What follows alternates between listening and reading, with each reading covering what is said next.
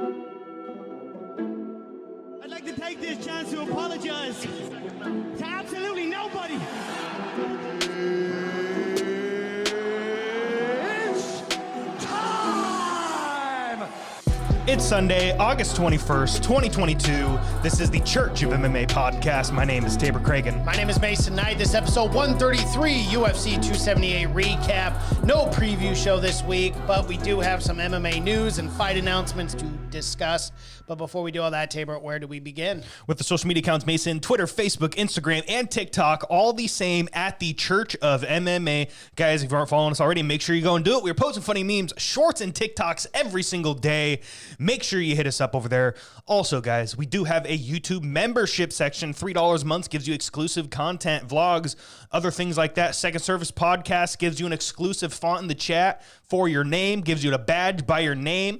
Level yourself up. The longer you are a member, you start off at a white belt. Who will be the first black belt to join the congregation of the MMA? It's looking like it's going to be Cosmo. He was our very first member, and he has been consistent month after month. Shout out to you, Cosmo, my guy.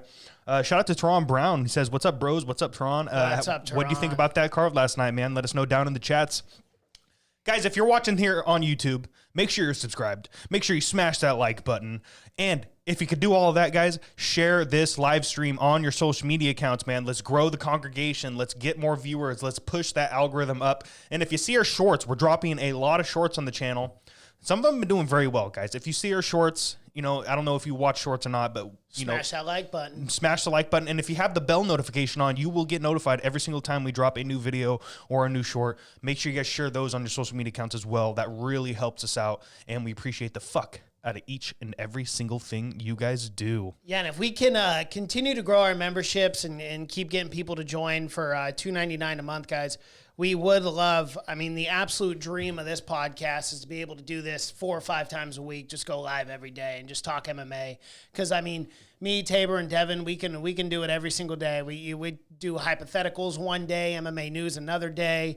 That is the dream, and every bit of support helps, guys. Yeah, it all does. Guys, we do have our Patreon still, but, you know, you do not have to go over there and subscribe if you don't want to. But, you know, if you want to just support the show, we don't post over there pretty much anymore. Like, it's been a long time since we've uploaded a second service over there. But if you want to help us out, man, feel free to keep that subscription going, because all of that money does go right back into the show. We do have a lot of upgrades we want to do here very soon. We've been letting that Google AdSense just add up and up. We're letting that Patreon account just add up and up. Guys, we're pretty close to getting some big upgrades coming, so we appreciate the fuck out of each and every single one of you that have done that. Once again, guys, you do not have to give us money if you don't feel like it's a rough economy out there. We get that. People are going through some tough times right now. But if you, long as you hit the like button, you share the podcast shorts and live streams on your social media accounts, guys, that's good enough for us. We appreciate that. Mason, we did a fight companion last night. It was a lot of fun. We bullshitted a lot. We talked about a lot of different topics. That was a lot of fun. Make sure you guys go check that out after this live stream. It is still up. And also, we posted a short last night of our KO reaction for that Leon Edwards, that main event. Oh my goodness. Oh my goodness. We missed it. Like, we didn't even fucking see it. I literally went back and watched the reaction. And what was crazy about it is I'm here the whole time watching, and I go like this and turn back for a split second, and that's when the head kick came. And I just saw Usman just crumple, fold like a lawn chair. And I'm like, what just happened? What did I literally looked away. Go watch that short, guys. I looked away for 0.5 seconds, and the head kick from El came, knocked him out. All congrats to Leon Edwards. We will jump into that right away here, though. Yeah, shout out to real quick, the Ant-Man channel. New name there in the chat. Shout out to you, my guy. Thanks for showing up. Make sure you like the video down below. And obviously, if you're in the chat, you are subscribed. So thank you so much for subscribing. Wow, what happened last night? Let's get into this, okay? Start at the top as we always do. Main event of the evening. Man, oh man. Kamaru Usman, Leon Edwards, the rematch. Oh my goodness. I don't want to go straight into the knockout because I'm sure that's what everyone wants to hear, but I want to talk a little bit about the fight first, because that first round was absolutely incredible by Leon Edwards. Not only was he he was the first person to knock out Kamaru Usman, but we saw in that first round, he was the first person to take down Usman? Was that even a takedown? Would you credit that as a takedown? Because, I mean... Oh, absolutely. It was more of a trip. It was more of a... Oh, true. A trip. Yeah. For some reason, I was thinking it was a reversal. You're right. Yeah, it was... So, first person to take down Usman, no longer has perfect takedown defense, but almost submitted him as well. Yeah. Absolutely incredible. It was really dangerous there for Leon, which is phenomenal. And you see the evolution of Leon Edwards back in 2015. His biggest weakness, you could say, was his wrestling. He didn't have much of it. That's why Kamaru Usman was able to beat him back in 2015. Since then, that 7-year period, he has worked extremely hard, not just with his defense, but also with his offense. To be able to take down Kamaru Usman, a man who has never been taken down before in the UFC, is absolutely crazy. And then to get the knockout on top of that, man. I mean, wow, what a night for Leon Edwards. And Absolutely incredible. Leading up to that fight too, man. I mean, like, we're into round 5 and we're like, hey, this is all Usman. I mean, Dana White said it perfectly in the post-fight press conference. He said Kamaru Usman fought the perfect fight up until that head kick. And he did. Dude, I mean, Usman was up 4-1. He pitched, like, to use another sports analogy, he pitched a no-hitter. Yeah. Like, especially after the first round. After the first round, he was pitching a no-hitter. He was doing perfect. He did everything he needed to do to win round after round after round. He was winning the 5th. Leon Edwards wasn't doing much. I think the altitude got to him. I think he got gassed. We saw that. It was very apparent last night. A lot of dudes were getting tired. Like even Merab Dvalishvili, we never thought we'd ever see that man slow down. He did just a little bit. Yeah, or even breathe hard. It was crazy. Jose Aldo was having breathing problems, and then obviously Luke Rockhold, hands on his knees the whole time, having crazy. Very, very difficult time. And Paulo Pasta too. I mean, the guy eats a lot of pasta. We all know that. But I mean, even he was having a hard time. So like every fighter, the elevation, the altitude, whatever, it was really getting to the fighters, and you could see that unquestionably. Yeah, it was absolutely insane. And then just, you know, what was it? They were up against the fence, and Herb Dean pulled them away from the fence. With 2 minutes left to go, Herb Dean pulled them off the fence in the 5th round. Had not done that the entire fight up until that point, and then pulled them off the fence. I see Devin over there. Devin actually brought it up on the Fight Companion. He was very upset about that and said that it changes the dynamics of a fight. And then a minute and 4 seconds later, we get the head kick KO in the 5th round. So I think Devin made a very strong point there on the Fight Companion, because it really did change the course of that fight. Crazy. I mean, we know Devin's opinion on it, but what was your opinion on that? Like, did you think that was a little soon to pull him off the fence?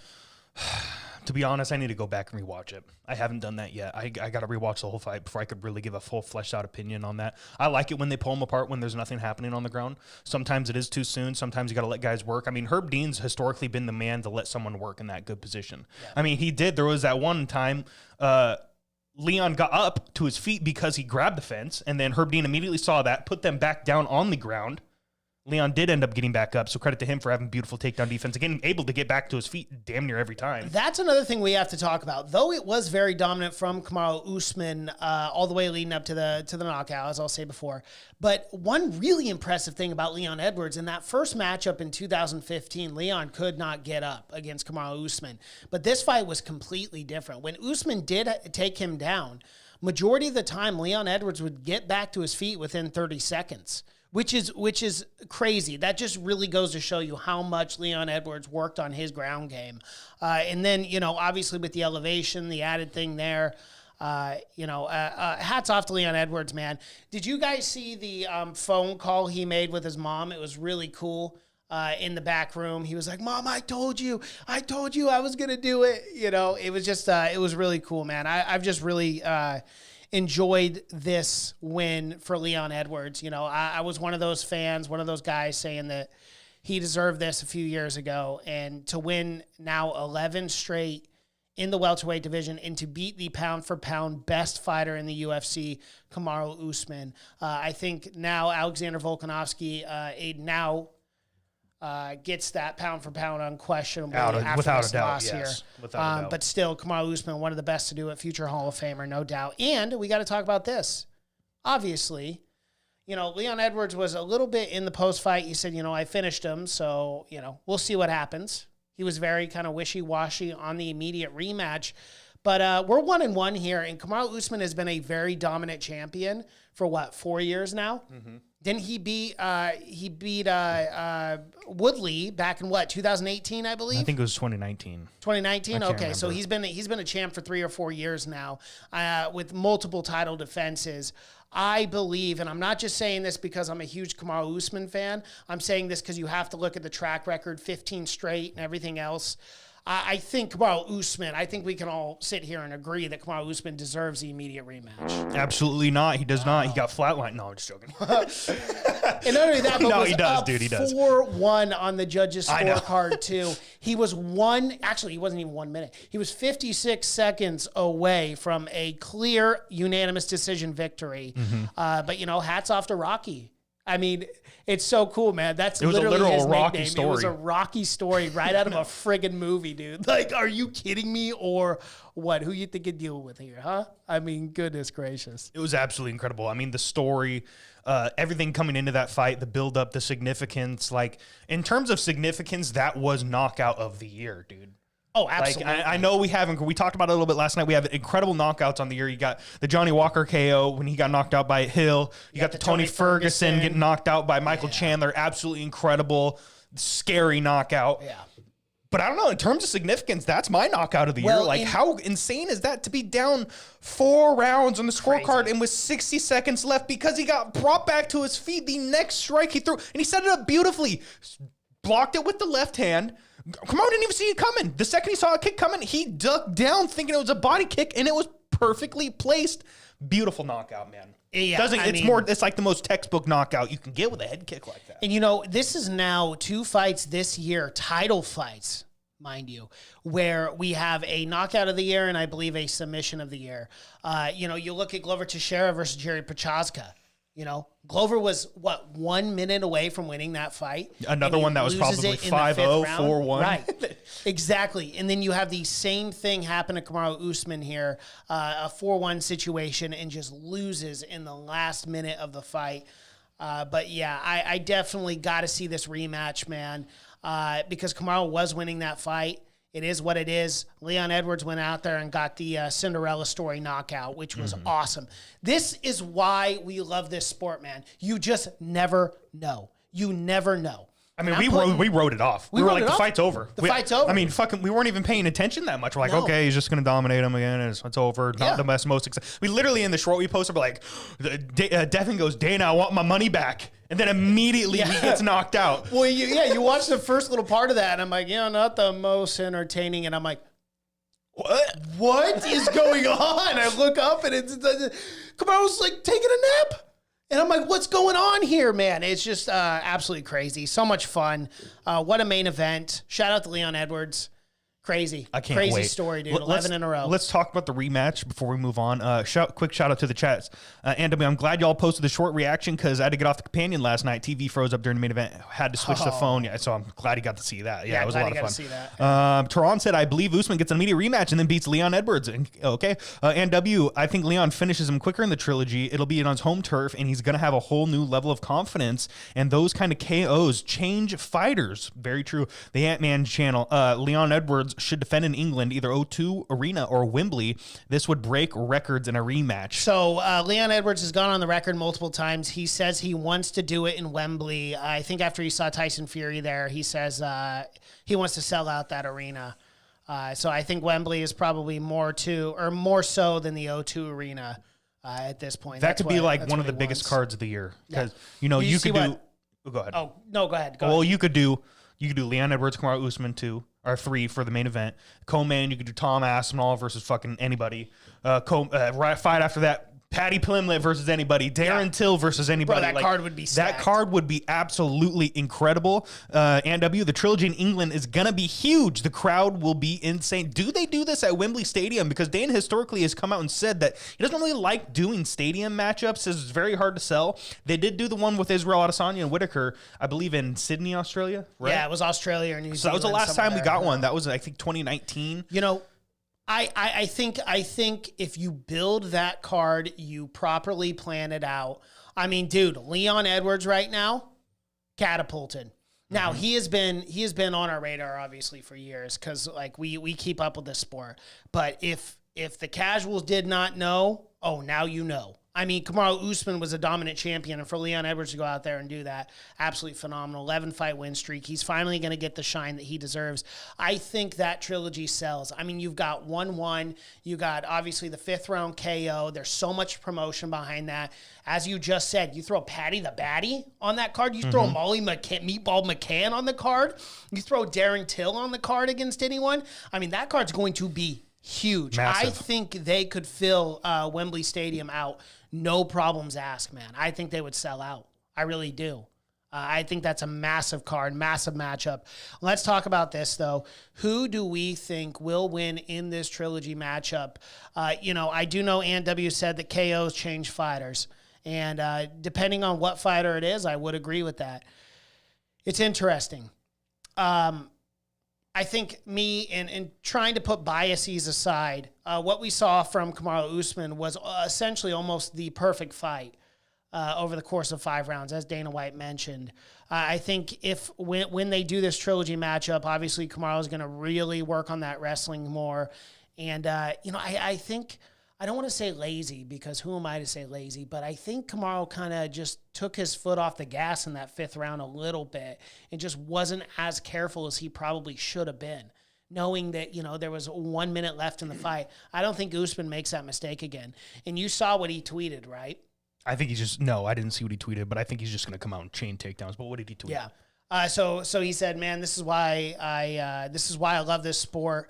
Sometimes champs screw up, but I'm going to come back. Yeah, all it takes is one little mistake, and one mistake, did it, man. And Leon, credit to him, capitalized on it. Yeah. I think it's going to be a way more competitive fight this 3rd time around, because if it's not going to be an elevation. I do think the elevation really got to Leon Edwards. I didn't get to Kamaru Usman as much. He was tired. You did see going into the 5th round, in between the 4th and 5th, he was leaning on his coach. He was getting exhausted. Yep. But he still came out and he did more. Leon was kind of lulling in the 5th. I mean, after the 1st round, Leon didn't really do much. He was so worried about the takedown threat, as he should have been, because he got taken down multiple times. And it was so tiring for him to get back to his feet multiple times. I mean, every time he got taken down, he worked to get back up, and he did. That had to have been exhausting for him. Oh, for sure. So put it at sea level in London. Is this a different fight because of that? Is it going to be more competitive because of that? I think so. I think Leon's going to be way sharper on the feet in this rematch. Yeah, no, I definitely don't disagree with that. I definitely think Kamaru is going to be much more careful this time around. But again, I can't really critique much of Kamaru Usman's performance. He just got caught. I mean, he had a great outing. He was up 4-1. He was dominating after that first round. He pitched a no-hitter, and then David Ortiz came out and fucking cranked a home run in the top of the cracked ninth. a grand slam right over his face, man. But man, do I love that trilogy? Absolutely. Cannot wait. Sign me up for that. That's going to be huge. I can't wait. I know. So Usman's got to be out 6 months, right? Yes. 6-month medical suspension. With a knockout like that, for sure. Yeah. So when realistically could we see this fight? March, April? I think April. Then? I think probably April. They're probably going to do an April card for this. As they should. So Leon, I don't think he took the absolute most damage last night. Let's just be crazy here. I know we all want the rematch. We want the immediate trilogy. Let's be crazy. Let's be crazy. What if Leon goes, I want to fight January. And I want to fight Jorge Masvidal in a 3-piece and a soda in London. Did you see what Jorge Masvidal tweeted? They would do that. I know they would. Let's be real. Let's say Jorge beats Gilbert Burns. Let's say he beats Gilbert Burns whenever that fight gets made, doesn't take any damage, and Jorge goes, I want Leon. And Leon goes, I want Jorge. That's going to sell way more than the Kamaru Usman rematch, I think. Yeah, probably because of the star power of Jorge. I'm not going to disagree. I don't like it. But, I also don't disagree with that. But it's really hard to sell Jorge Masvidal when he has, he's lost, 4 out of his last 5 or something like that. It's just crazy. Yeah, 3 in a row. It's like it's almost turned into a Conor McGregor situation. And I do not like that. Ant-Man channel says LMAO. Very funny. Yeah, I don't know. Anything can happen in this wild sport. We know we've seen people that deserve immediate trilogies, and then some crazy fight gets made anyways. Yeah. So I don't know what's going to happen, but let's say this. He did just beat the #1 pound-for-pound guy, Leon Edwards. What if Leon Edwards goes, January, February, I want to fight Israel Adesanya in a super fight for the middleweight championship of the world. Leon Wembley ain't going to Stadium. do that. No, they ain't going to do that. And, Israel Adesanya's got his hands full right now with Alex Pereira, who's already beat him twice. So I think Izzy should probably focus on that one because Pereira's going to bring it.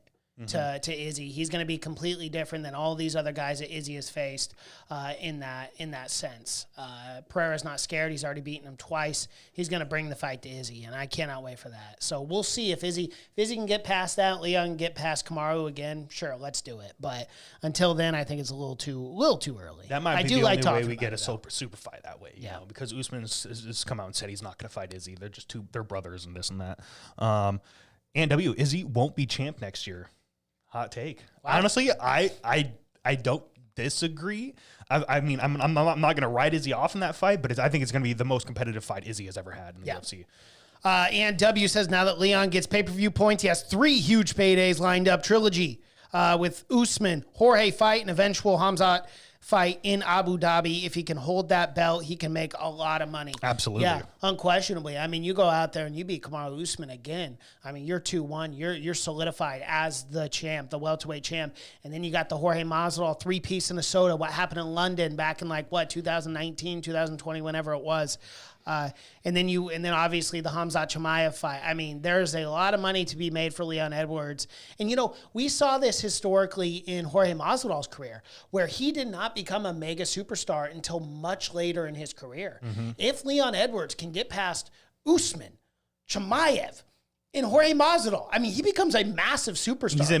He's immediate, like pound for pound, one of the best. Oh, absolutely. Yeah, if he can get past all of them. I mean, so I'm excited for that, unquestionably. And W says he won't be champ next year. If Pereira has anything to say about it, you're probably right on that. Kevin says brain is still processing last night. Yeah, man. I'm still trying to process it too. I couldn't sleep last night. I'm telling you right now, I was watching the post fights and everything. It's just, what a wild sport, man. This is why it's the best sport in the world. I just absolutely love it. Yeah. He also has 2 fights from tying GSP's welterweight win streak. With the 3 defenses, Leon will be an undoubted top 3 welterweight of all time. Absolutely. Yeah. Kevin also said domino effect. And I mean, if Leon Edwards, let's keep in mind, Kamaru Usman, and this is what's really tragic about Usman, just to go back, is, had he had beaten Leon Edwards, he would have tied Anderson Silva's consecutive wins in the UFC. So it's just so crazy that this transpired in this specific fight. But, now we got to look on the side of Leon Edwards. This is 11 straight wins in a row.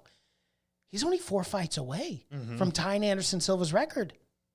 I mean, he's got to go through killers, though, man. I know, yeah. Like, I think Hamzat But again, the reason why I do bring that up is because you just brought up he would be one of the top 3 welterweights of all time.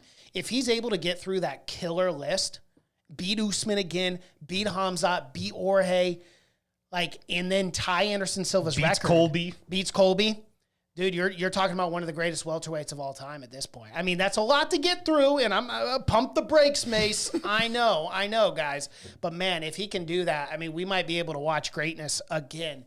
Welterweight division's awesome. I absolutely love it, man. Absolutely insane. Shout out to everybody in the chat. We appreciate the fuck out of each and every single one of you guys. If you have not already, make sure you smash that like button as well.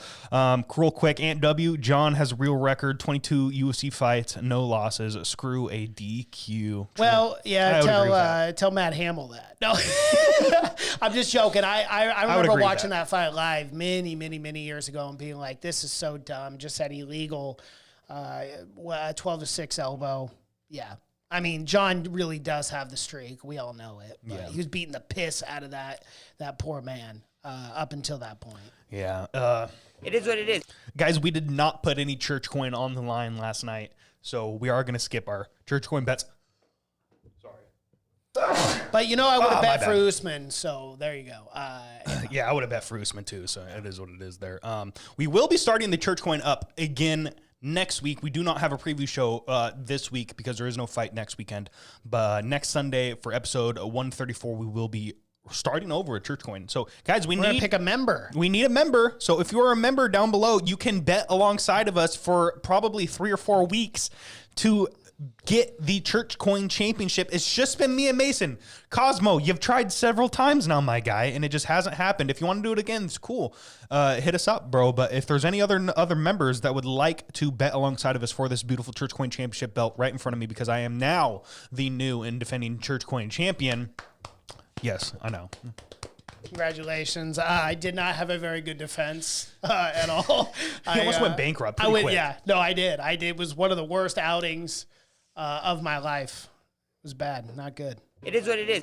It is what it is. Shout out to Leon Edwards. Shout out to Kamaru Usman. It was a fantastic main event. It wasn't the most fan-friendly main event last night. There were some times where people were like booing, and the crowd was booing for a long time there. And even us on the podcast were like, "Man, this isn't the best pay-per-view." No. Kind of bored, but then all of a sudden, and then we get one incredible. of the craziest upsets, craziest knockouts in UFC history. That's how it goes. What a crazy sport this is. Yes, it is. But shout out to both those men. Let's move on to the co-main event of the evening. We have Luke Rockhold versus Paulo Pasta. Pasta's back. Pasta's back, and if he can make weight one more time, we'll start calling you Paulo Costa again. But up until that point, it is Paulo Pasta. You got to make weight consecutively, 2 times consecutively. But yeah, what an interesting fight. It was simultaneously, someone said this in the chats, and it was so true, and it was spot on. They said this fight is simultaneously the best fight I've ever watched and the worst fight. And that's kind of how I felt. It was fun to watch. It was fun to watch these two throw. Luke Rockhold's literally got his hands on his knees, breathing hard. The altitude was getting to him. And then you have like these moments where Luke shined. I mean, let's give him credit where credit's due. He was kind of trying to pull that Derek Lewis, man. He was leaning up against the fence, like trying to lull Costa in, and then he was landing massive overhands. Yeah. Crazy. And those kicks, man, Luke still got it with the kicks. I know he's retired now, but man, he still got it. Those spinning kicks, the tornado kicks. The front kicks, man. I mean, they all looked like he was prime Luke Rockhold. But, Paulo Pasta got the job done. 30-27 unanimous decision on all 3 judges' scorecards. Now 14-2. Luke Rockhold had a very emotional retirement speech, laid his gloves in the octagon. Which, you kind of saw coming. I think, if he would have lost this fight, or when he lost this fight, I was like, hey, that's probably done for him, Mm-hmm.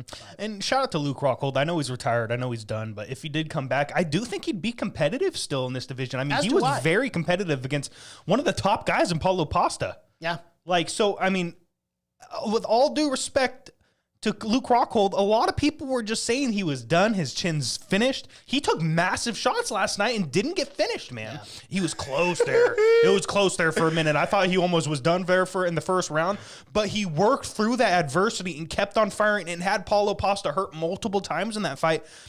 You're right.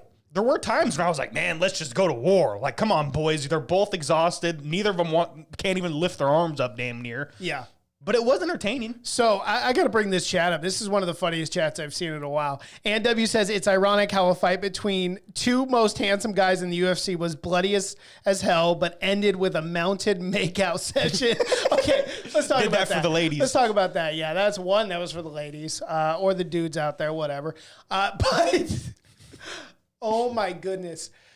Luke Rockhold is on top of Paulo Pasta, and he's licking his face. And I'm like, what is he doing? There's blood everywhere, and he's licking his face like a dog, like a savage.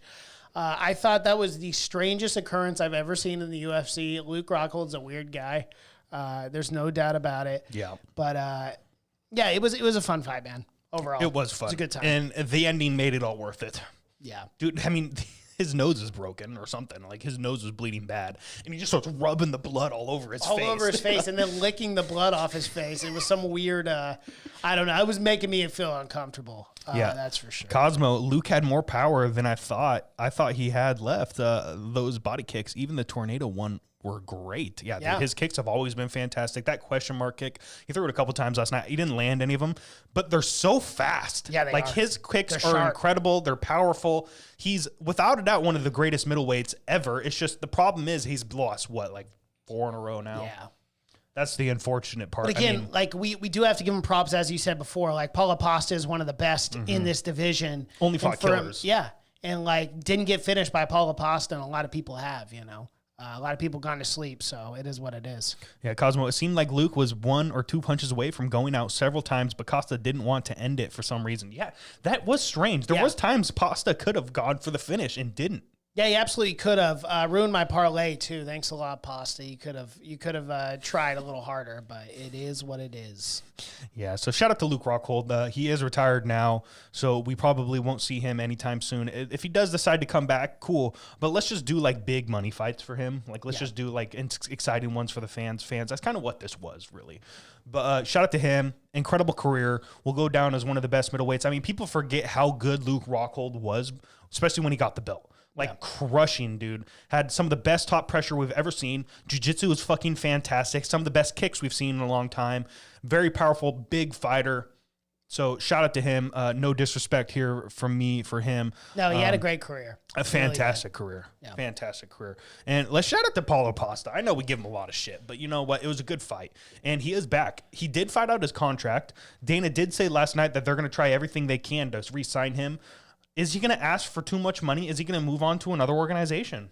Well, I mean, if he wants $1 million, just move on over to the PFL. I think he'd win that $1 million over there. I would agree. You know, like eventually there's gonna come a time where I know Dana talks about fighter pay and it's right where it needs to be and this and that.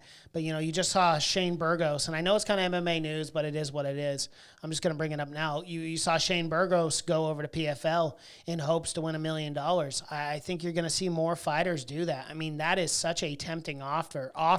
You know, you fight 2 or 3 times with the potential of winning $1 million when you might fight 2 or 3 times in the UFC and make $150,000-$200,000 altogether. Mm-hmm. You know, so I think there's definitely discussions that need to be made. I think you got to pay Paulo Pasta more so he can afford, 1, the sauce, and 2, so he stays in the UFC because he is definitely one of the contenders here. And WPFL just had 3 NFL owners join their ownership group, so now they are throwing money around over there. Yeah, they're going to be signing a lot of big guys now. Yes, they will be. As they should be. You know, we need more competitors with the UFC. We need people to be making more money outside, so that way we can have some competition there. And with competition, you see growth. So maybe more fighters in the UFC will be getting paid more. Ant-Man channel, Paulo Costa will most likely resign with the UFC. I don't know, man. I would actually lean that he's going to go PFL. He's going to go Bellator. I think there's much more money to be made over in those organizations with less dangerous fights. Yeah. But I want to talk about this because we haven't mentioned it yet. Paulo Pasta was very upset with USADA coming into this fight. Apparently, the day of him weighing in at 6 a.m., they knock on his hotel room and draw blood from a dehydrated man. And I talked about that on the Fight Companion, how egregious and just completely out of line that was by USADA. The guy is trying to make weight, and you walk in and you need a blood sample. And I said this on the Fight Companion, and I'll say it again. You could have waited, 3 or 4 hours? Yeah. It's not going to make any difference. If he were to take any illegal substances, it's not going to flush out of his system within that 3-hour period. It's not. That was absolutely egregious. USADA... for one, Dana White in the post-fight press conference said that will never happen again. He had the UFC apologize to Paulo Costa, and I'm glad. But he says, these dorks over in USADA, they don't know what they're doing. They don't know the fight game. They don't know fighting. They just walk in and test people randomly. And it's like, dude, when a guy's trying to make weight, the last thing you want is for someone to draw your blood. Like, I'm trying to make weight here. I have a limited amount of time. Like, what if he took too much, he passed out on the weigh scale and hit his head or something like that? Then you're liable. I just cannot believe they don't have common sense. I mean, I'm not even a fighter. I've never cut weight or tried to make weight, and I know that you don't do that. I mean, we must have some serious goofballs over in USADA to just not even have the wherewithal to be like, maybe we should wait until after this guy's done cutting weight. Right? Yeah, it's common ridiculous. sense. Like, what are we doing here? But, it is what it is. Hopefully they never do that to another fighter because that was absolute BS. Yeah. Pasta, go over to Bellator. You can have as much secret juice as you want over there. It is all good. There is no USADA in Bellator. Yeah. That's very true. It is what it is. Not that the guy needs it. I mean, look at him. He's chiseled. He's fucking gorgeous. He is. He is ridiculously good looking. All right. Let's move on to the next matchup. We have Jose Aldo and Merab Dvalishvili. Merab Dvalishvili getting the unanimous decision 29-28, and one judge had it 30-27. That first round was very competitive, very close. Two judges gave it to Jose. One judge did give it to Merab. I was leaning Merab just slightly. I thought he did more, yet Jose Aldo was landing more damage. But after that first round, regardless of whoever you guys thought won, Jose Aldo had zero offense. Zero. He was gassed. And Merab gassed after one round. The elevation must have been a complete bitch last night, because how insane is this? Historically, Jose Aldo in 3-round fights does not gas like that. Yeah. He did. After one round, he was done. He had zero offense. And this is something Dana White said last night. He goes, was it a fan-friendly fight? No. Nobody really liked that fight. But Merab did enough. He didn't really shine the way I wanted him to. But Jose Aldo, credit to him, he's a legend of the game. He did nothing. He had zero offense round 2 and 3. It absolutely shocked me and baffled me just how gassed Jose Aldo was. Yes, elevation, whatever, altitude, big issue here, and I understand that. But that third round, I mean, there was nothing left in the gas tank for Jose Aldo. And, when Merab Dvalishvili just consistent, just relentless, always moving forward. I don't think he took a step back that entire fight and just kept going for takedowns, just wearing out Jose Aldo. Again, is that the most fan-friendly fight? Absolutely not. Is it entertaining? Not really. But did he get the job done? Yes. But Dana in the post-fight press conference said Merab didn't do himself any favors there. And, in the post-fight interview, they asked him, hey, so, you're getting close to a title shot. You won all these fights in a row. And he basically kind of dodges the question and says, oh, do not make me fight my brother. Do not make me fight my brother. Then what do you want? What are we doing here? I mean, at some point, like, if you keep winning fights, if you don't want to fight for the belt, then I respect it to some level because they are training partners, they're best friends. But as someone else brought up in the chat last night, Kamaru Usman and Gilbert Burns were great friends. They had children together playing, and he still went out there and KO'd Gilbert Burns. At some point, you are a fighter. Inevitably, if Aljamain Sterling holds the belt for another 2 years and Merab gets 2 or 3 more wins, they're going to have to match up, or Aljamain Sterling's going to have to move up to featherweight. But, I got to see Merab fight for a belt eventually. But, I don't know. Yeah, Merab's refusal to fight Aljo is going to limit his opponents, and the UFC will give him. Dana was not happy about Merab's post-fight comments in the press conference. I agree with Dana. Merab did himself no favors. I don't see them giving him a number 1 contender matchup now. Nope. I don't see them giving him a Jan or Jan or a Sugar. I don't see them giving him a Sandhagen or Yadong. They might throw him a guy that's not going to help him. Well, that's the thing. Why would you? Why at this point you're going to kill a contender that the champ can fight? Exactly. So he's going to defeat a number 1 contender or a number 2 contender, and then what?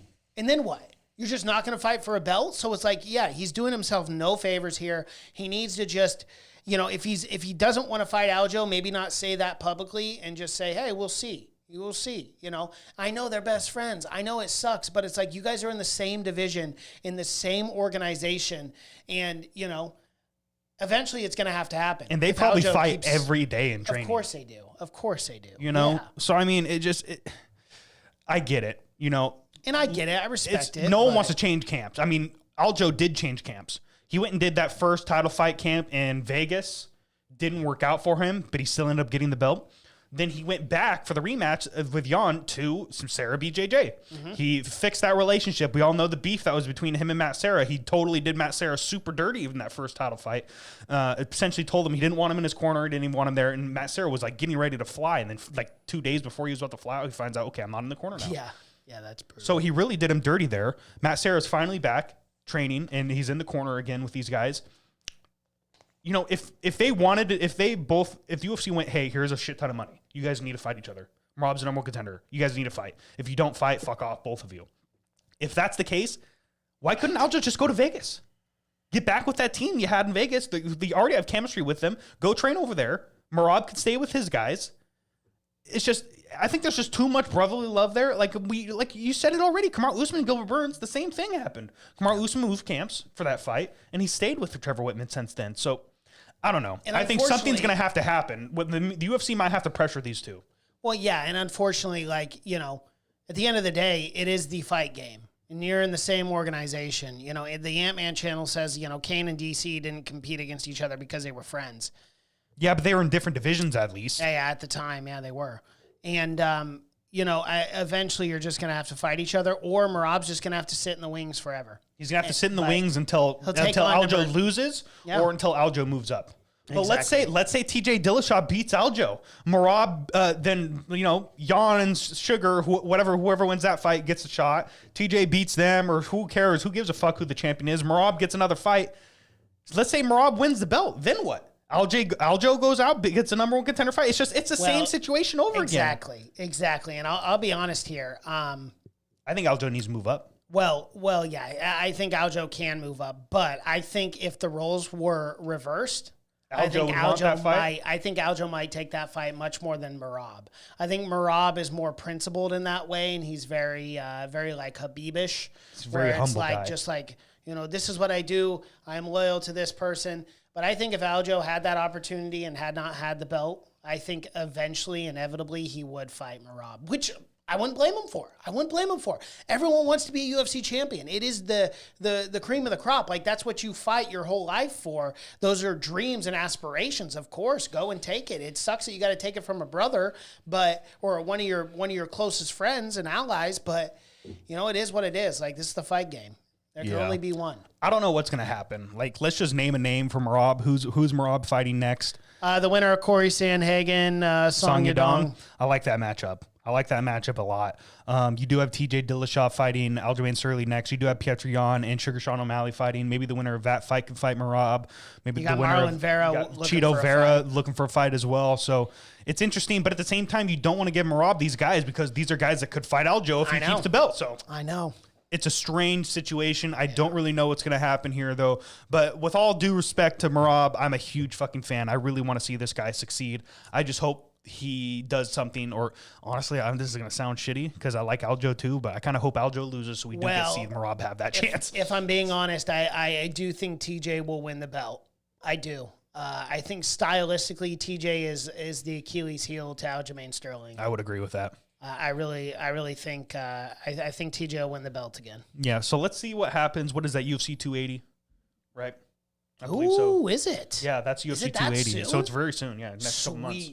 So we're going to find out what happens here in the next few months. Stay tuned, guys. If there's any MMA news coming out about this, we will keep you informed here. Once again, guys, there was no church coin on the line for this fight. So we're going to move on to the next matchup. Wu Yanan and Lucy Polidova. Polidova with the KO, TKO in the second round elbows. The elbows from the ground just completely smashing Wu Yanan. And that was kind of scary to watch, man. She was getting crushed there. Yeah, she was getting cracked, dude. I mean, she was dropping those elbows with every bit of intention of ending her life. Luckily, she did not, because no one wants to see that. But man, there was fury and fire behind those elbows, and you know, there's nothing you can do. I mean, there's nothing you can do, Wu. That was brutal. Absolutely brutal. Absolutely brutal. I don't know this Lucy Polidova girl. She was unranked in this matchup, so I don't know what they're going to do with her. That was a big victory though, and it was on a big high-profile card, so I would not be shocked if maybe she gets the top 15 opponent next. Only time will tell, I guess, right? Yeah. So let's move on to the opening fight of the main card. Tyson Pedro with the first round knockout. Harry Hunsucker. It's crazy. This guy has got now 9 wins. Every single one of those 9 wins has came in the first round. Mm-hmm. This is now 4 KOs, 5 submissions. Tyson Pedro is no joke, man. This guy brings it every time. And that body kick was nasty. It was crazy. So the line for a first round finish, Tyson Pedro, KO, TKO, was still like a minus 350, which is crazy. Normally, if you have to pick the method and the round, the odds are pretty much in your favor. It's plus 9 times out of 10.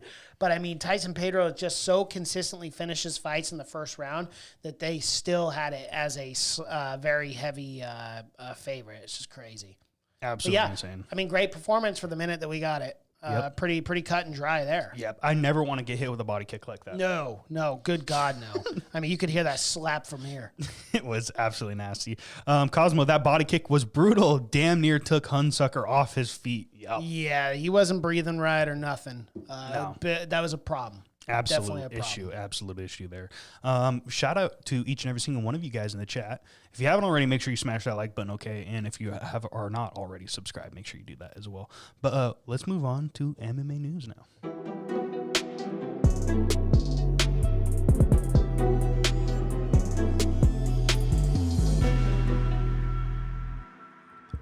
Okay.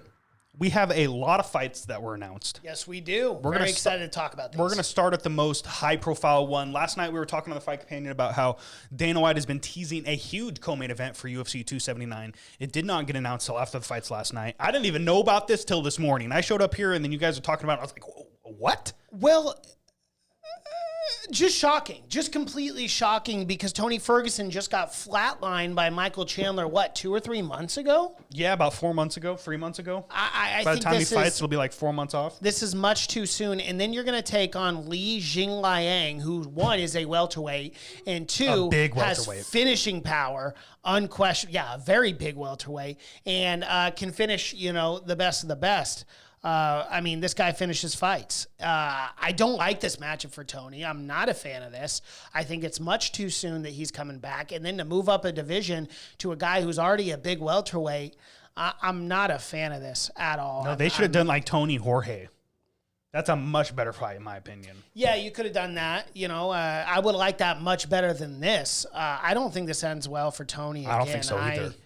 I don't like. I think they're just getting Tony out there to try to build names because Li Jingliang is that motherfucker in that welterweight division. Yeah. He did get finished by Khamzat Chimaev, but that's Khamzat, so it is what it is there. But Li Jingliang, not only does he have knockout power, he's very long and lengthy. He's a huge welterweight. Like, if there was a 175 division, Li's in it. Yeah, he ain't making 165. No. Tony would. Tony's a 165er, but not Lee. So I don't like this matchup either. I get it. Tony's moving up to welterweight. Why couldn't you have done Tony and Connor at welterweight? You couldn't have done Tony and Nate at welterweight instead of this stupid Khamzat fight. You couldn't have done fucking Tony and Jorge. I just don't like this matchup at all. No, I don't like it at all. Just in the outside of the Khamzat Chimaev fight, which we all know, he lost, whatever. It is what it is. He just got out wrestled. But dude, he knocked out Ponzinibbio. Mm-hmm. He knocked out Muslim Solikov. Those are tough dudes, man. Those are tough dudes in natural welterweights. And we got Tony Ferguson, who's already skinny to begin with, already a lightweight, and then he's going to move up to welterweight to take on this savage and Li Jingliang. I just hate this matchup, man. I'm not a fan of it. Yeah, I don't like it. In the Ant-Man channel, I hope Tony doesn't go out like Chuck Liddell. That's the problem, man, is they're only feeding this guy savages. Complete and utter savages, and Lee's another one. So I don't know what's going to happen, man. I'm leaning Lee in that fight. I think he's going to outstrike Tony, but Tony could still do it. You never know. What if Tony fucking Imanari hooks him or Imanari rolls him into a fucking heel hook or something like that? You never know. Tony Ferguson is that guy, and he's the type of guy to move up and fight a 185er. Sure. You know what I mean? Yeah, sure. It's almost like BJ Penn back in the day when BJ fought at heavyweight. That's Tony. Tony's going to do that. This is just one of those. I'll be honest with you. I don't see where Tony Ferguson wins this fight. I don't. He has to get a submission. But that's the thing. Li Jingliang is so much bigger than him. So even if he were to take him down, he's not holding Jingliang on the ground. He's not outstriking Lee. You're not going to out-grapple him. I'm baffled at this matchup. I really am. I don't understand where, 1, Tony thinks he's going to win this fight, and 2, why this would even be a thing to begin with. I don't know. I think they're just trying to kill Tony off just like they are Nate. Yeah. This is a funeral 279 is. Yeah. That's true. That 279 is the Nate It's card. The funeral, dude. It's the funeral. They're trying to kill Nate. They're trying to kill Tony at the same time and send both those guys to Bellator. Or to go, both those guys and go fight Jake Paul, essentially. I don't like this. I don't like 279 at all right now. No, we're all hyped up. We're like, who's it going to be? Is it going to be Michael Chandler? Or is it going to be Justin Gaethje versus Fiziev or something like that? We're all hyped up. Who's going to be this high-profile co-main event? And then we find out it's Tony versus Lee. And I'm like, oh, great, another ass beating. I just don't want to see it. I don't. Yeah, Ant W. Dana was hyping it up like it was going to be a big fight. Tony versus Lee is cool, but doesn't really change my opinion on the card. No, I agree. Yeah, it doesn't mind at all. It's the funeral card. I still really don't care to pay that kind of money to watch those fights. I don't. I know who's going to win them all. They're not competitive matchups, so I don't know. Yeah, Ant W. should have been Nate versus Tony. Why not? Why not do that? That's the fight. That's the fight right there. There you go. Bada bing, bada boom. I mean, Nate Diaz used to, fight lightweight, and he's kind of that in-betweener. Fights at welterweight now, obviously, for a little while. Just do that. I don't know why they would do this. Khamzat Chimaev and Li Jingliang. I'd rather see that rematch between those two than to see Chimaev take on Diaz and Li Jingliang take on Tony Ferguson. It's just, man, this card just sucks all the way around, if I'm being honest. Yikes. It's going to be hard to get through. It's going to be rough. Just watch. We're all talking shit about this card, and it's one of the best cards. Nate Diaz goes out there, head kicks Chimaev into fucking oblivion. Yeah. Bro, if that happens, I'll never talk ill of a card ever again, or a fight. I don't care who it is. Even Carla Esparza, I'll start giving her praise. You know what I'm saying? Like, man. Shocking. But let's move on to another fight that got announced. Speaking of Carla Esparza. Oh, yeah. Zhang versus Carla Esparza is now set for UFC 281 in November. It's going to be the co-main event underneath Israel Adesanya and Alex Pereira. Well, dare I say this, but it can't get any worse than that Rose Namajunas Carla Esparza fight. Boy, was that a snooze fest for 5 rounds. I still haven't watched it. At least Derek Lewis, Francis Ngannou was only 3 rounds, but I had to suffer through 5 rounds of nonsense. I wish Keith Peterson was in that octagon at that time because we would have had no nonsense. It was he just ends the fight. He's like, this is over. I'm done. Well, Walks out, super unprofessional, but there was a promotional, a president of a promotion that just walked in and was like, we're calling the fight. This is boring. I'm serious. Dana actually talked about it a couple weeks ago because he was asked about it. But, that's what they should have done for that fight. It was just absolutely awful. And Carla Esparza just does not have an entertaining or fun fighting style. Could you do me a favor? Could you look up Carla real quick? Have these two fought him before? I don't believe they have. No. This isn't a rematch, right? No, they've never fought. I know that. But yeah, no, I just, I really, really am rooting so hard right now. So hard that, Zhang Weili can go out there and get the W because this is one of the best divisions or the best division. I think one of the best divisions in the UFC period. And I would just much rather see Zhang be champ than Carla. She's just more entertaining. Yeah, no, they have not fought before. No. So yeah, it's unfortunate. I know you guys are gonna hit the fart button for this one, but I would have thought they would at least given Rose that respect and given her the immediate rematch. Yeah. But I get it. It was such a horrible fucking fight that they didn't even want to try. So they just want to get Zhang in there to knock out Carla and have it be over with. But let's just say this for shits and giggles. Can Carla go out there and grind Zhang in the mat for 5 rounds? Oh, let's pray to God not. Let's hope that Zhang can get a quick and easy KO so we can start have some entertaining fights in the strawweight division. Yeah, no, I hope not. It's just so boring to watch, man. It's just like, it's not. I feel bad because I've been dogging on Carla a lot. And respect to her. She is the champion. She won the belt in a fight.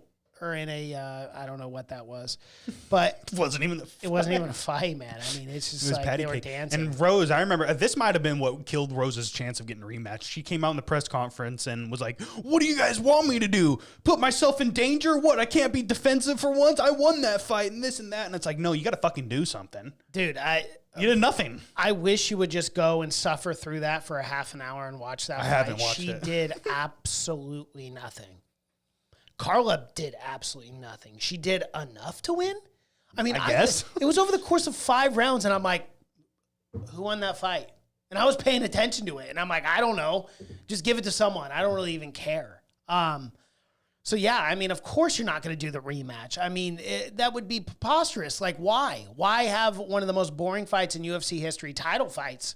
Why do a rematch for that? Neither one of them deserved to win the belt that night. Yeah. Neither one. Yeah, and I have a feeling Zhang is going to brutally finish Carla. And he also said, pretty sure Keith was the ref for that fight, laughing face. So there was a lot of nonsense going on. The A-Man channel says, just looked at UFC 279 card. That card really does suck. Yeah, no, it's the horrible. Worst pay-per-view I've seen in a few years. It's bad. I really think they intentionally did that to Diaz. Yeah, NW also said it was Woodley versus Maya, but without the knockdowns. Yeah, essentially. Yep. Anyways, shout out to both those women. I can't wait for that matchup. I do think Zhang's going to go out there and knock her out. I think Zhang is going to take it to Carl. We are not going to see a repeat of that last matchup. Hopefully not. So, yeah, that is set for UFC 281. There are some other fights that were announced for UFC 281. We have Dominic Reyes, the Dominator, finally making his return after that brutal Jiri Prochazka knockout. Yeah. He's going to fight Ryan Superman Spann, and that is set for UFC 281. I love this matchup, man. And UFC 281, November 12th, is shaping up to be a really good pay-per-view event. Yeah, this fight's great. And I'm really excited to see Dominic Reyes back in the octagon. I think he took an appropriate amount of time since that Jiri Prochazka knockout last year to really just, get his wits about him, because he had been knocked out back-to-back, unfortunately. We also saw that Jan Blachowicz knockout as well. So I'm glad that he is he's doing okay and he's back, because he's still an elite contender in this light heavyweight division, unquestionably. But Ryan Spann, man, has looked really good. Superman Spann has looked really good as of late. I think this is a phenomenal matchup and cannot wait for it. Cosmo said Trevor Whitman is 0 for 3 as a coach this year. Crazy that he was 6 for 6, I think, last year. Yeah, he was coach of the year last year, and then it's just crazy. That's how the sport is. One year you're on top of the world, the next you can't seem to win a fight. Trevor Whitman's still one of the best coaches in MMA. I don't care what anyone says. I mean, yeah, he's on a tough skid right now, but dude, the guy breeds champions, man. So it's just, it happens sometimes. That's the crazy sport we're in. It is what it is, but I'm very excited for the Reyes matchup. Like you said, he did take an appropriate amount of time off. I like Reyes. Is that knockout going to change him, though? Like, it doesn't matter. Like, some knockouts change fighters. Like, it doesn't matter how much time you take off. Was that knockout so brutal that it changes Dominic Reyes? I mean, he's been knocked out a couple times now. Yeah, he has. He lost to John Jones. Then he got knocked out, flatlined by Jan Blachowicz, and then flatlined even worse by Jiri Prochazka. Now he's fighting another power puncher in Superman Spann. I will give Reyes the advantage on the feet. I think he's much more slicker. I think his boxing is very good. I love his kicks as well. A lot of people did think he won that John Jones fight, but getting knocked out back-to-back like that and brutal finishes, can that change him? I guess only time will really tell. We need to see. I love this matchup, though, because they're not going, okay, Reyes, go fight Glover now. Yeah. Okay, Reyes, go fight, insert top fighter here. He's kind of stepping down in competition, which I think is what he deserves. Yeah, and, let's look on the side of Dominic Reyes here. After getting knocked out back-to-back, he got knocked out by Blachowicz September 26, 2020, and then May 1st of 2021 against Jiri Prochazka. We are over a year. By the time November hits, we'll be about a year and a half away from his last knockout. I think he did the right thing here, took some serious time away, got healthy, made sure the brain was all good. And, I'm sure he's going to a sports psychologist and whatnot. I think he's going to be better than ever, man. And I like him in this matchup a lot. I think Ryan Spann is super dangerous, could definitely get the job done with another knockout. But I don't think this is going to change Dominic. I still think he's a top contender in this division, and I think he'll be on the path to victory after this fight. NW Reyes will have a big speed advantage. He should win this fight. Yeah. Shoulda, coulda, woulda, but you never know. This is the crazy sport. Usman should have won last night. Yeah. We all saw what happened. Crazy sport. You never know. You never know what's going to happen. The Ant-Man channel, Gaethje, Namajunas, and Usman lost their title fights under Trevor Whitman. Maybe they need to change up their camps. I wouldn't say that. Trevor Whitman's literally like one of the best coaches in the game, period. Yeah. Like, if there's coach of the year every year, I know he hasn't had a good run this year. It is what it is there. But, I mean, they're fighting the best in the world. Well, yeah. And then, you look at Usman clearly winning that fight. You look at Namajunas, just didn't like, Namajunas one is the one where you really go, okay, like, what was he saying to her? Yeah. Like, well, you're doing great. You're coasting Pat, to this one. That's what Pat was saying. I'm like, Pat, come on, man. You're her husband. Tell her the truth.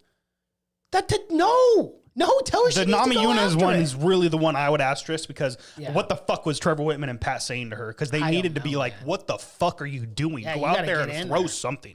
And then Gaethje, it is what it is. I mean, you're dealing with Charles Oliveira. Like, that's a tough matchup. I mean, the guy's a submission artist, so, I think the only one is the Namajunas one that's a bit of a head scratcher, but outside of that. Yeah, it is what it is. Let's move on to another fight that got announced for UFC 281. Shaping out to be a very good card, like you said. Moicano and Brad Riddell. Renato Moicano making his return against Brad Riddell. This is a fantastic matchup. Brad Riddell, very good at kickboxing, very clean with his strikes, versus a submission artist in Renato Moicano, who can also strike very well as well. So this is an amazing matchup in lightweight division right now for UFC 281. Yeah, I really like this fight. I think it's the perfect matchup to make for both these fighters. I'm curious too, like who are you taking in this one? Just off the top of your head, we have the right to change our opinion down the road. I understand that, but who do you have right now? Probably Riddell by knockout. And if I'm wrong there, then I wouldn't be shocked if Moicano got the sub. Interesting. See, I think Moicano's stand-up is a little underrated. His last fight, it slips my mind who he fought, but what I do remember is I was really impressed with his stand-up. I think he lost that last fight that he had, but it was a great matchup. But nonetheless, I think I'm taking Moicano in that one. I'm leaning Riddell. I think his striking is just too clean. He's too technical. His kickboxing is fantastic. He's got power as well. And his ground game's very good. It's very underrated, I would say. But Moicano, I'm definitely giving an advantage on the ground. If either guy, I guess, could have a very good chance of winning this fight. I do agree with you. Moicano's striking is great. But I think Moicano gets the victory through sub, and I think Brad Riddell wins on the feet. All right. So it's very interesting to see what happens there. But we do have more fights. So Jorginho Rosenstrike is returning versus Chris Daukaus. I don't know when this is. Is this a fight night, correct? Yes. Is this October a main event 1st. or is this just like a fight? I think it's just a fight on the card. It did not specify whether or not it was a main event. Could be a main event. I mean, realistically, of a fight night. But I do love this matchup for both guys, too. You know, Rosenstruck's that guy. I kind of feel bad for him. He just gets so close to a title shot every time and then just kind of falls off. Kind of with Chris Daukaus, too. You know, Chris had a huge opportunity against Derek Lewis and just came up short. So both these guys are kind of, you know, they're like one win away from like a number one contender fight or a shot at the title and they lose it. But I do like this matchup for both fighters. I think this is exactly where both of them need to be and they need to get a win. So, you know, if I'm taking early, I'm going to go Rosenstruck here on this one. Yeah, I'm leaning Rosenstruck as well. The kickboxing is just too elite. It's too high level. He's got some heavy hands. Heavy hands, too. And he's just so technical. Like, he's one of the most technical guys we've seen, like, since in a very long time. I mean, obviously, he's not as technical as, like, a Cyril Gahn, but, I mean, he's up there. He's a very technical fighter. And Chris Daukaus is just kind of a motherfucker who loves to go out there and slobber knock. So, I'm leaning Rosenstruck in that fight as well. But the last fight that... Real quick, AW says, Chris is coming off 2 KOs, and they give him Rosenstruck, and not nice. Yeah, no. No, they're not doing him no favors. Case, man. They're not doing him any favors, yeah. And it's so crazy how 3 years ago Moicano was one fight away from fighting Holloway for the belt. Yep. He's still a great fighter, and he's never regained his height back. Yeah, you're absolutely right. I totally agree. And NW also said Pat was the problem in that fight. Trevor was telling her to turn it up. Yeah, it was wild. What Pat was doing in the corner, I was like, bro, you got to be honest with her. This is not going well. No, whatever. Yeah, not well at all. Last fight that did get announced that is worth of talking about. Ponzinibbio and Robbie Lawler is set for UFC 282 in December. This is also on that 282 card, man. I mean, I guess this is December we were card. talking about 281. But 282. Now 282, we all know who's going to be on that card. Hopefully that's going to be the John Jones Stipe Miocic, and then we're going to get Jerry Prochazka versus Glover Teixeira 2. So that card could be shaping out. Those end of the year cards are always some of the best ones of the year. That and International Fight Week. But I'm excited for this matchup. I think it's actually perfect. I'm taking Ponzinibbio in that one, just because. You know, Brawler Lawler just likes to stand there and bang, and like you just can't do that with Ponzinibbio. You know, he's gonna crack you. He can put your lights out, but it's a great fight. I don't really like this matchup for Lawler. No, neither do I. You know, I love the Nick Diaz fight because it made sense. This fight doesn't make sense to me. Like Ponzinibbio cracks like no other. Like I don't really like. I kind of feel like they're doing Robbie Lawler dirty right now. I don't even think Robbie Lawler is ranked right now. No, absolutely not. No, and Ponzinibbio, where is he? Oh, he's not ranked either. No, Pons is not ranked. He was ranked for many years, but yeah. It doesn't matter. I don't like that matchup, dude. I'm going to be honest. I get it. This might be a retirement fight for Robbie. So if he goes out there and gets a victory, you know, I'll be like, I was disrespectful, I was this and that, and I'll shut the fuck up forever. But I mean, I don't see this being a good night for Robbie Lawler. I think he gets knocked out. Yeah. Ponzinibbio is so good, but you never know. I've been shocked before. I've been wrong before in the past, so you never know. Maybe Lawler can go out there and get a victory. In my opinion, I don't really like this matchup. Just a funny little side note. UFC, get it together on your website. You still got Kamaru Usman as the champion and Leon Edwards sitting in number 2 rank. That's kind of messed up. You need to change that immediately. We're on Sunday. We're on the next day. Like, that's inexcusable. Nah, they're on break. They're like, nah, we'll change it later. Fuck it. And Ant-Man channel says Lawler versus Ponzi is a good fight. It's going to be a good fight. Don't get me wrong. It's going to be a very good fight, but I don't know. I think Lawler's going to get knocked the fuck out. And you don't want to get knocked the fuck out and then try to put your gloves down in the octagon, realize you're in the back of the ambulance and not even in the octagon anymore. Like, I'd like to, I'm talking to Joe Rogan right now. I'd like to announce my retirement. Dude, I'm your doctor. Like, you're unconscious. You're not alive right now. Like, yeah, it could be an issue. It could be an issue right now. Yeah. So, the last little bit of MMA news we do have, this got announced last week. Uriah Hall announced on his Instagram that he is retired. He's walking away from the sport. And I actually think this was good for him. Yeah, it is good for him. He's just so inconsistent. Yeah, like, oh, man, with Uriah Hall. First off, thank you for all the fights. Thank you for the years that you put into the sport. And, like, as a fan watching you over the course of your career, there have been times where it's been really fun and times where it's just been unbelievably frustrating.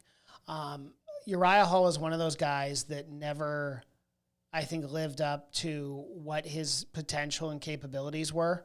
I think he could have been a champion. Watching him on Tough, I'll never forget that season where I was like, man, this guy is going to be one of the greats. And I don't know if it was the mental obstacles that he couldn't get through, or the problem with pulling the trigger as far as going out there and trying to get the win. But in some ways, kind of a sad ending. But in other ways, I think I'm glad that he retired. It's just he was never going to reach gold, but still had a great career. Still had some good fights. And especially against Anderson Silva, that was a good moment for him. He's going to go down as one of those guys that his biggest barrier was his own mental state. Exactly. Like the dude just couldn't get past those mental barriers that you need to be a successful fighter in the UFC. He just couldn't do it, and it was super unfortunate because this guy had so much hype behind his name. People thought he was the next big thing in the middleweight division, and it just never panned out for him. No. We all thought he was the next Anderson Silva. Mm-hmm. That spinning heel kick in Tough, that knockout, still one of the craziest knockouts in the history of Tough and the UFC.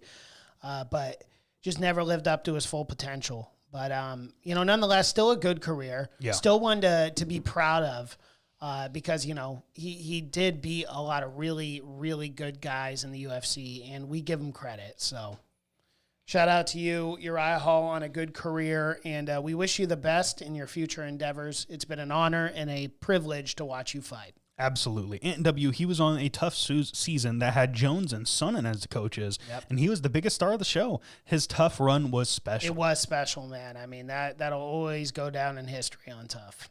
Absolutely.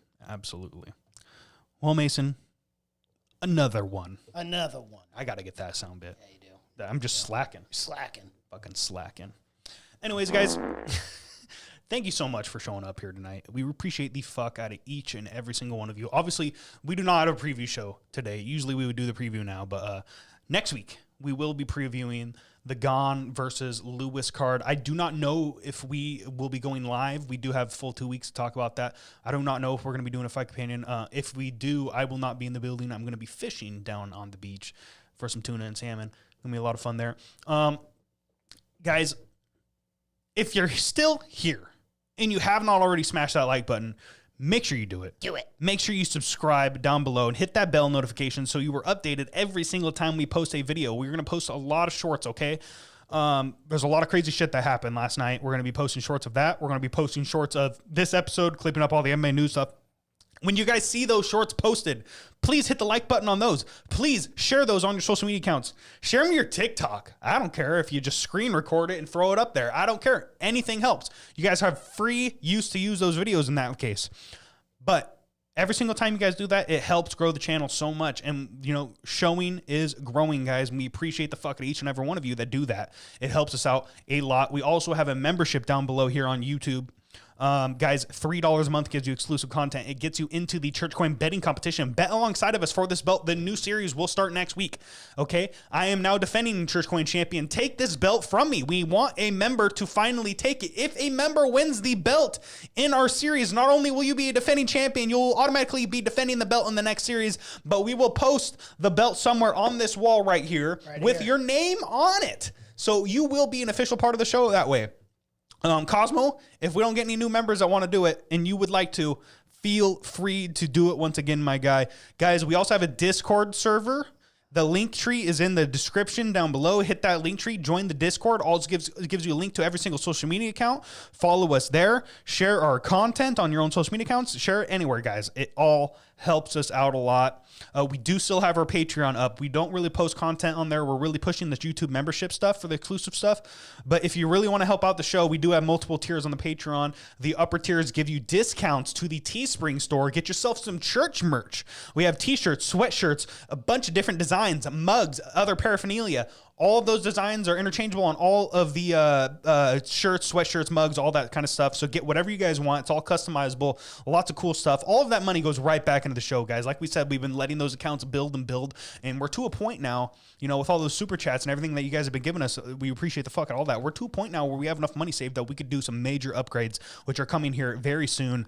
Also, guys, Mason has the Have You Seen It podcast. I don't think you said that you're not doing anything this week on that. Not this week, but we start meeting back up next week to do some film. But there's hundreds of videos over there, guys. Hundreds of movie reviews. Thousands of movie reviews. Thousands of video reviews. Yeah. So, guys, if you like movies, you like TV shows, you like stuff like that, go follow the Have You Seen It podcast. Make sure you subscribe down there below. You guys are almost, what, to 15,000? No, we're at 16,200. Crazy. Yep. Push them to 20,000 subs, guys. Share their content as well. Feel free to share that on all of your social media accounts. Cosmo, my first run at the Church Coin belt was my best. Been downhill ever since then. Yeah, nothing will top that fucking that rap you sent in, dude. That was amazing. Absolutely incredible. That slaps. Shout out to you, Cosmo. We gotta clip that up one day. Throw it on a short. Ant-Man channel. Chris Weidman was his last win. Yes, I do believe that Chris Weidman was Uriah Hall's last win, and that was a dominant victory by him as well. He also said, I've never seen a guy. He also said, "Great channel, guys." Oh, thank you, thanks, man. Thank you, man. We appreciate that. Appreciate you subbing. I've never seen a more dominant victory other than that Chris Weidman win. Well, it was pretty dominant. I mean, I think first time in UFC history, a strike was not thrown in that fight, so and he won. I mean, that's Superman ability right there. So shout out to Uriah Hall for that one. Yeah, absolutely. So thank you guys so much for showing up. Thank you to each and every single one of you guys in the chat. Yeah, Cosmo Reverb, Kevin, Teron Brown, Ant W, the Ant-Man channel. You guys are fucking awesome. Thank you so much for being here tonight. Once again, guys, Twitter, Facebook, Instagram, TikTok, at the Church of MMA. If you aren't following us already, make sure you go and do it. Posting funny memes, shorts, clips, trying to make you guys laugh. Hit us up. Thank you guys so much for watching and listening to the Church of MMA podcast. My name is Mason Knight. That is Tabor Craig and Devin Davis on the ones and twos. Until next time. Peace.